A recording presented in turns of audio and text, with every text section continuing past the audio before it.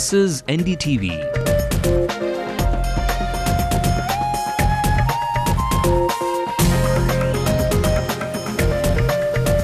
And you're watching NDTV Hindu.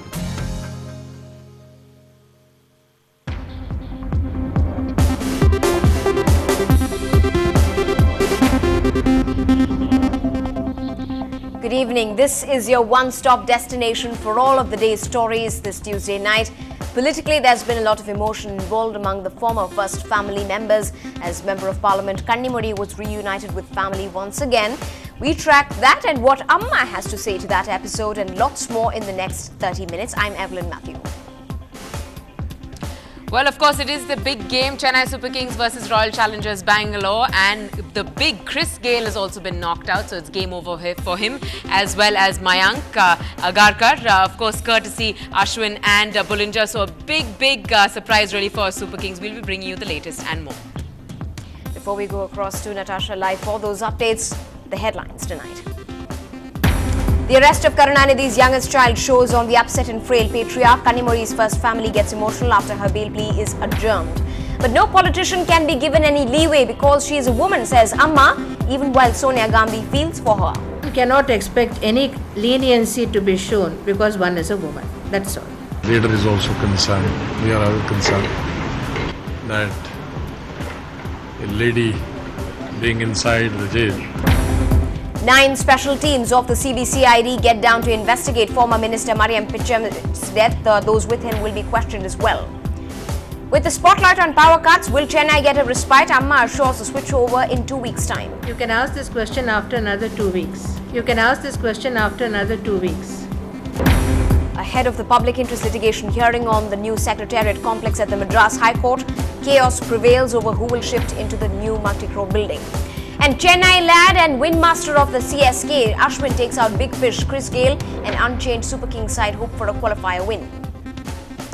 A quick look of what's making news across the country and across the world as well. India says Headley's testimony indicting the ISI for its role in the Mumbai attacks and names 2 ISI majors. Tawahur Rana's wife speaks to NDTV, rejects Headley's testimony, says he's not the man she knew. The reality of India in the 21st century, 12 million girl children killed in the last 30 years. The educated and the rich are the most guilty. The Maharashtra government stunned after the Indo-Tibetan border police sends a bill of 10 crores for guarding 2611 accused Kassab.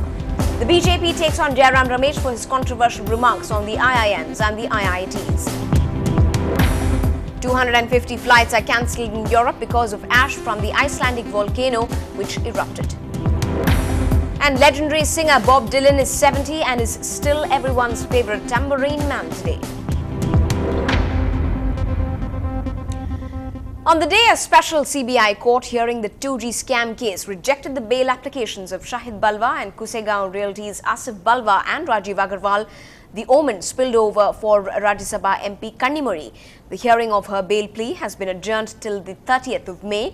Yesterday, she had moved the Delhi High Court for bail and in her plea said the trial court has no power to send her to jail after issuing summons to her. She had said yesterday that no bribe was received by Kalangya Television. 200 crore rupees from Cineyug was only a loan which was repaid and that all transactions are transparent and taxes have been paid. In the petition, she also denied allegations of a strong association with A. Raja.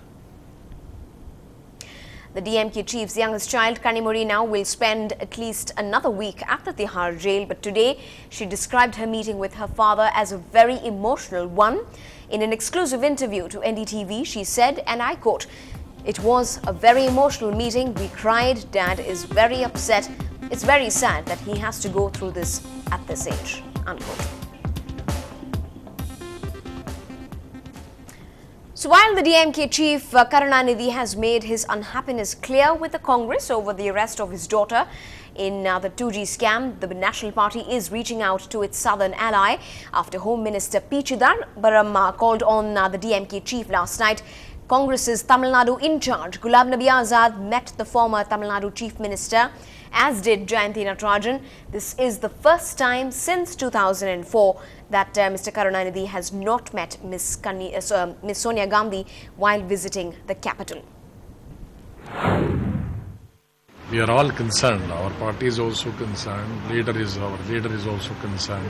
We are all concerned that a lady being inside the jail.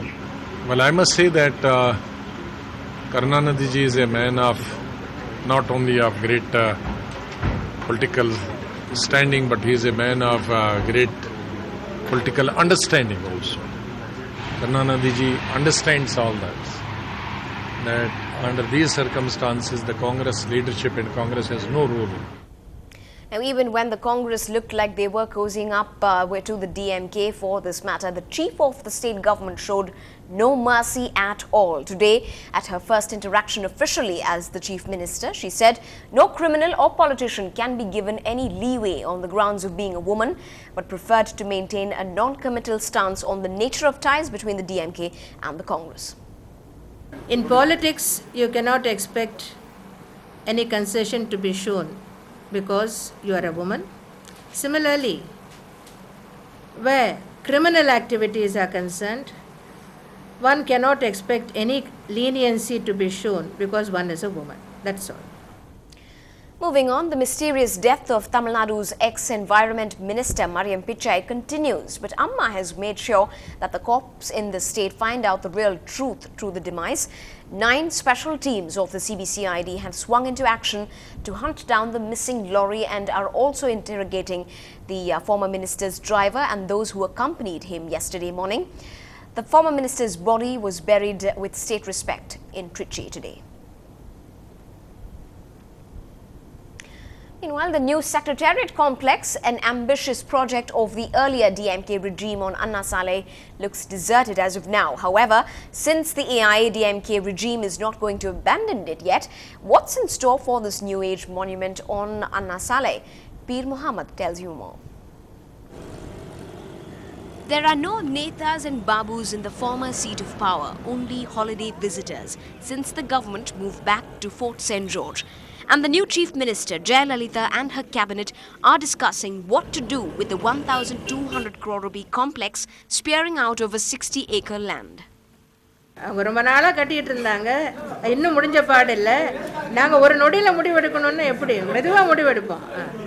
Block B of the new complex will take 1 more year to complete. How can the administration function if only 6 of the 36 departments are in the new complex and the rest at Fort St. George? Meanwhile, on June the 15th, the Madras High Court will hear the public interest litigation on shifting the Secretariat to Fort St. George. Prima facie, cause of action is still subsisting in my public interest litigation. My primary question was under whose authority, under what order this library was shifted from the fort to new secretariat. There was a GO from the social works department providing space to have the library. So if they want to shift that library to another place, there should be another alternative GO. The new Secretariat complex on the busy Anna Saleh may be incomplete, but it is definitely built on taxpayers' money and cannot be abandoned. Work is still going on at the new Assembly Secretariat complex built by the earlier DMK regime. And the cabinet had already reportedly discussed several possibilities. One such possibility is shifting government offices on rental buildings to this place. The government is also likely to submit its report before the Madras High Court in the second week of June on this issue. In Chennai with camera person Pradeep, Peer Muhammad for NDTV Hindu. You're watching the news tonight. Up ahead on the bulletin, Chennai doesn't look good on the map of power. When the lights are out, up goes the tantrums and the tempers.